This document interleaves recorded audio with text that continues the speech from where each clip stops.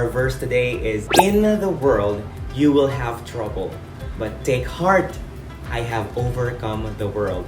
That's from John chapter 16 verse 33. Minsan may mga problema tayong hinaharap, ngunit hindi tayo dapat sumuko dahil maaari nating makamit ang kapayapaan at malampasan ang mga problemang ito. Think about a time when something was hard for you, like a really tough puzzle or a game that was hard to win. Remember how you felt when you did not give up and finally made it.